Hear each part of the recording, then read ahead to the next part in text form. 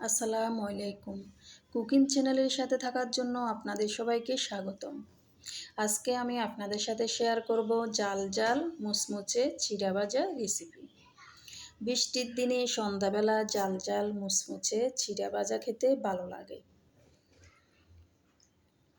তাহলে দেখতে থাকুন জাল জাল চিড়া ভাজা আমি কিভাবে ভাজি। প্রথম থেকে ভিডিওটি শেষ পর্যন্ত দেখতে থাকুন। আপনারা যারা আমার চ্যানেলটি সাবস্ক্রাইব করেন নাই, আমার চ্যানেলটি সাবস্ক্রাইব করে দিয়ে আমার পাশে থাকবেন। এখানে চিড়া আমি আগের থেকে ধুয়ে শুকিয়ে নিয়েছি, যাতে চিড়ার মধ্যে কোনো ময়লার ভাব না থাকে। ওর জন্য আমি ধুয়ে শুকিয়ে নিয়েছি। আপনারাও ভাজার আগে ধুয়ে একটু শুকিয়ে নেবেন। একটি বাটি নিয়েছি, বাটির মধ্যে দিয়ে দিয়েছি সামান্য পরিমাণ পানি, দিয়ে দিয়েছি আধা চামচ হলুদের গুঁড়া, 1 চামচ লবণ। এখন আমি ভালোভাবে নেড়ে ছেড়ে মিশিয়ে নিচ্ছি। এই হলুদের পানিটা আমার লাগবে। চুলায় বসিয়ে দিয়েছি একটি কড়াই গরম হয়ে আসলে দিয়ে দিচ্ছি চিড়াগুলো আমি ভালোভাবে নেড়ে ছেড়ে দিচ্ছি। চিড়াগুলো ভালোভাবে নেড়ে ছেড়ে দিয়ে যখন একটু মুসমুসে হয়ে আসবে,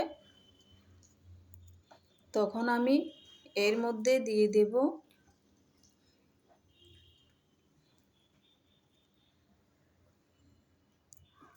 হলুদের পানি।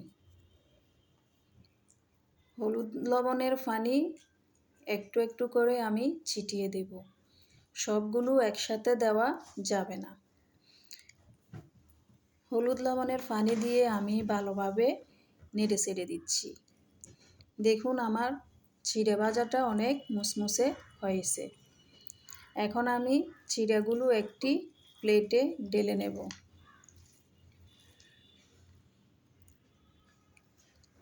এখন আমি কড়াইতে দিয়ে দেব সরিষার তেল। এই চিড়া ভাজিটা আপনারা সরিষার তেল দিয়েই করতে হবে। তেল গরম হয়ে আসলে এখন দিয়ে দেব বাদাম। এখানে আমি বাদাম দিয়ে দিয়েছি। বাদাম ভালো করে নেড়ে ছেড়ে দিচ্ছি। বাদাম আমার ভাজা হয়ে গেছে। আমি বাদাম একটি বাটিতে তুলে রাখছি।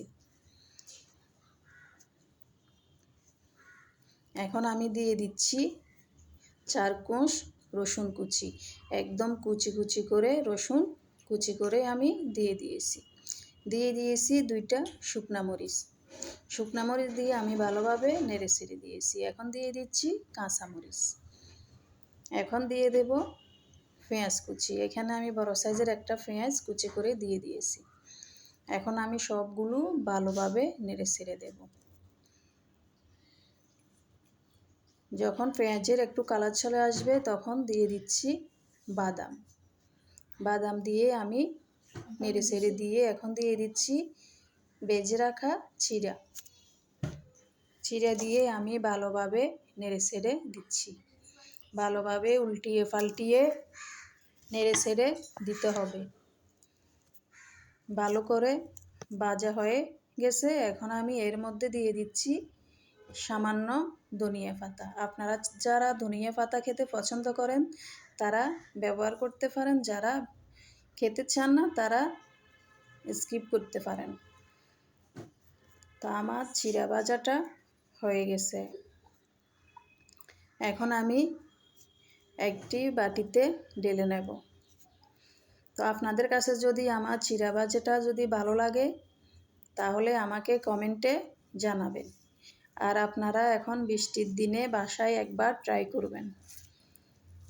আপনারা যারা আমার চ্যানেলটি সাবস্ক্রাইব করেন নাই, আমার চ্যানেলটি সাবস্ক্রাইব করে দিয়ে আমার পাশে থাকবেন। আপনারা সবাই ভালো থাকবেন, সুস্থ থাকবেন। আল্লাহ হাফেজ।